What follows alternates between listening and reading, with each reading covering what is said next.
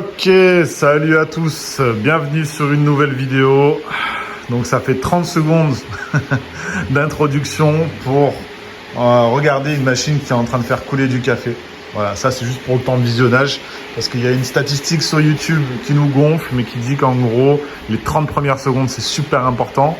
Donc j'ai lu dans des articles, si on mettait en place pendant les 30 premières secondes un truc qui attirait l'attention, bah, ça augmentait la durée de visionnage et surtout les stats et l'algorithme, donc on testera. Voilà, tout simplement. Et rebonjour à tous. Voilà, allez, c'est reparti. J'espère que vous allez bien.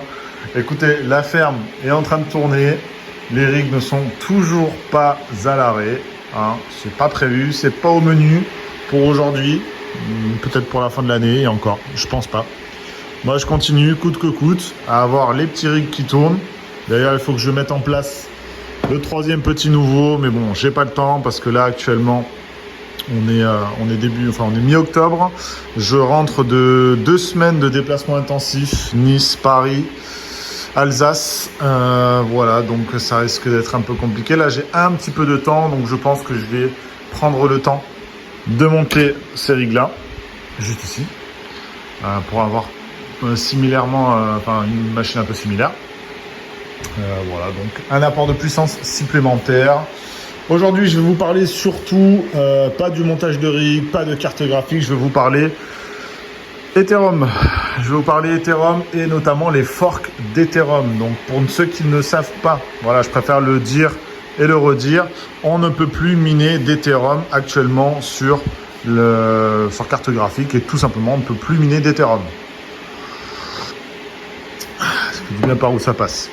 Donc on ne peut plus miner d'Ethereum, tout simplement, parce que je reçois beaucoup de messages sur Insta, de devis également, hein, pour des personnes qui veulent miner de l'Ether. Donc je leur explique que c'est plus possible. Parce que le consensus de validation a changé, on est passé de Proof of Work à Proof of Stake. Donc on ne valide plus, on ne sécurise plus le réseau avec les cartes graphiques qui effectuent des calculs assez complexes. On sécurise le réseau en mettant en jeu des Ethers, en l'occurrence 32 Ethers, pour s'assurer qu'il y ait de la liquidité qui soit bloquée, pour ne pas qu'il y ait des manipulations de marché, ou pour tout simplement faire en sorte qu'il y ait de la liquidité bloquée sur le protocole pour éviter que les fonds disparaissent et pour que la valeur ne vale plus rien du jour au lendemain. En gros, je vous l'ai fait courte, mais c'est comme ça. Bref, allez, je me dirige vers le petit PC, je vais vous expliquer tout ça. Je vous ai préparé un bon petit sujet, les forks Ethereum. Pour ceux qui ne savent pas, hop là. Alors désolé, j'ai pas de trépied, donc je vais devoir le tenir à la main. Mais je vais vous expliquer en même temps. Voilà. Alors pour ceux qui ne savent pas ce que c'est un fork, tout simplement, on va commencer par le commencement. Vous avez un article là du coup qui est sur Coinbase, c'est plutôt pas trop mal. Sur Google, vous mettez qu'est-ce qu'un fork et vous aurez une petite page internet, documentation, explication. En gros, il y a 2 styles de fork si vous préférez. Un fork, c'est une dissolution où, en gros, si vous voulez, c'est à partir du moment où il y a une sorte de mise à jour, soit légère, soit lourde. Le schéma le montre comme ça. En fait, là, du coup, ça, c'est la blockchain originale. Donc là, en fait, on prendrait l'exemple de la blockchain originale. Et finalement, si on vient y ajouter donc du coup un soft fork, pardon, comme c'est écrit ici, c'est ni plus ni moins qu'une mise à jour qui ne vient pas entraîner de modifications majeures par rapport à la blockchain originale. Donc ça veut dire qu'il va y avoir, donc en généralement c'est les EIP. Les EIP viennent en fait, si vous voulez, compléter l'original chain et continuent comme ça dans la continuité. Donc ça c'est un soft fork, donc c'est léger.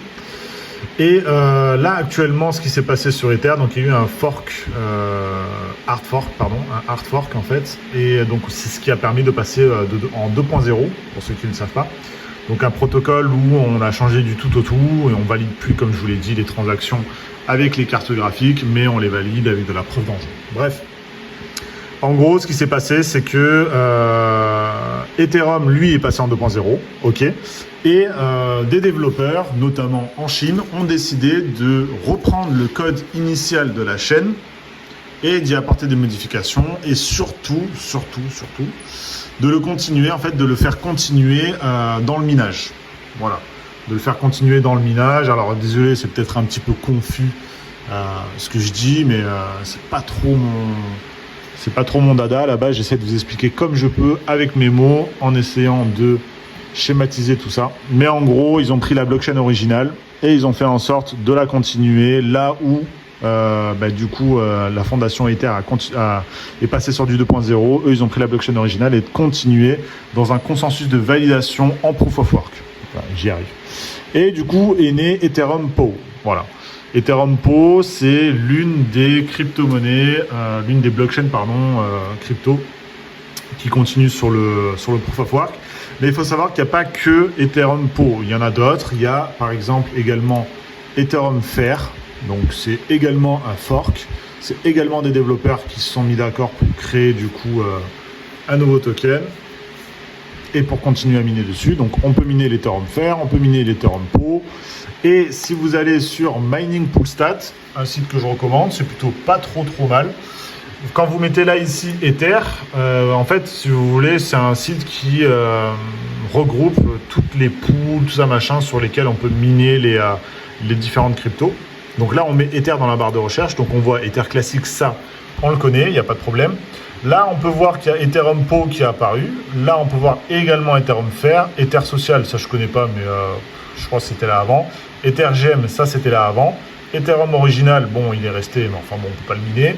Et là, on a également le petit nouveau, mais ça, j'ai pas assez de recul sur Ether One pour vous faire une vidéo. Je sais juste qu'il a été... on peut commencer à le miner que depuis 17 jours. Voilà, et je crois qu'en termes de pool, c'est pas la folie. Voilà, il n'y a qu'une seule pool qui rassemble 92%. Donc, ouais, donc en fait, c'est la même pool qui rassemble 100% du minage sur une seule pool. Voilà, donc ça, déjà, les gars, à fuir pour l'instant. À fuir surtout. La base du minage, c'est la décentralisation, c'est la sécurisation du réseau, c'est la non-manipulation du réseau. Et quand on voit que tout le hash rate est regroupé sur une seule pool, on peut se poser des questions par rapport au protocole, par rapport au projet. Est-ce que c'est un scam? Est-ce qu'on n'aurait pas les développeurs qui tirent les ficelles quelque part? Donc en vrai, ça les gars, c'est à fuir pour l'instant. Attendez de voir ce que ça donne au niveau des pools. Bref, en gros, je vous invite à aller sur Mining Pool Stats. C'est un très bon site qui regroupe pas mal d'informations qui peuvent être utiles pour vous les mineurs. Voilà, tout simplement. Donc du coup, Ethereum POW, Ethereum Fair, donc ça va être les deux sur lesquels on va s'intéresser sur cette vidéo. Ethereum Fair, c'est vrai que j'ai commencé à m'y intéresser, mais j'ai pas commencé à le miner. ETH POW, donc ETW, j'ai commencé à mettre des clients là-dessus. Donc là, ça c'est mon client. Comme vous avez vu sur ma dernière vidéo YouTube à Nice, donc mon client, je l'ai fait passer du coup sur ETHW. Donc là, ça tourne très bien. On peut le voir juste ici, donc 494 MH. Tout simplement, je crois qu'on est à... Attendez, je vais vous montrer, mais juste, je vais pas trop vous montrer. Je vous mets juste ici en attendant, parce que c'est vrai qu'il peut y avoir les IP. Voilà. Au niveau des stats, ça donne ça. Donc on est sur de la 3060 Ti et la chair, donc on est plutôt pas trop mal. Les températures, la vitesse des ventilos, les watts, l'overclock, voilà, pour ceux qui veulent. C'est plutôt pas trop mal, c'est super stable. Vraiment, il n'y a aucun problème. C'est pour ça que moi je mets que sur de la 3060 Ti ou de la 3070 et je travaille jamais avec tout ce qui est 3080, 3090 également et 3080 Ti et 3070 Ti également. Pour moi, c'est vraiment une source de problème. Et vu que j'ai assez de travail comme ça, je pense pas m'encombrer d'une charge de travail supplémentaire.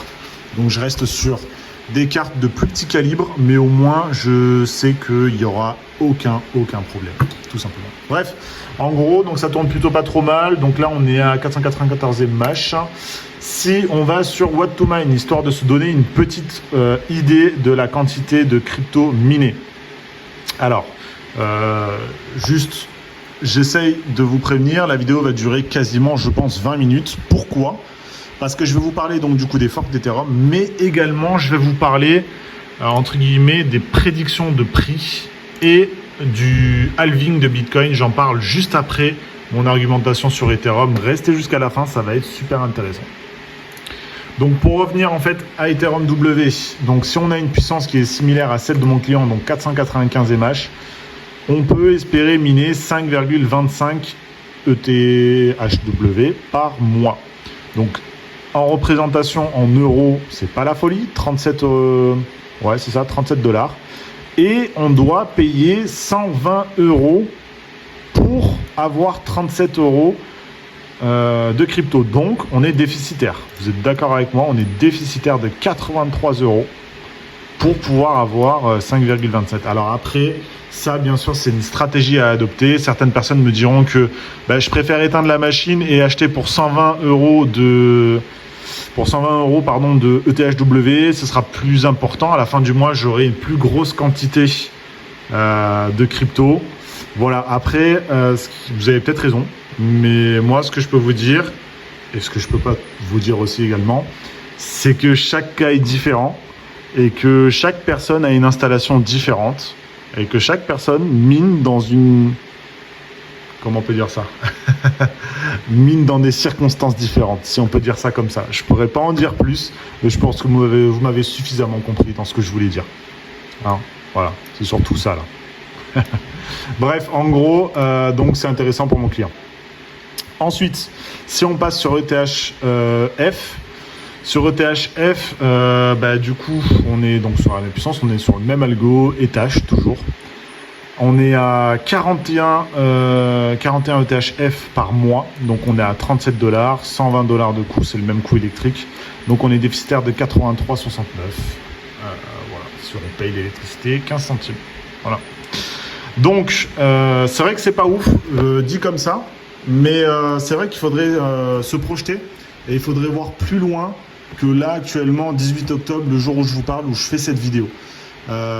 Petit rappel pour tous ceux qui me connaissent à travers cette vidéo, qui ne me connaissent pas sur les réseaux. Je suis présent sur tous les réseaux.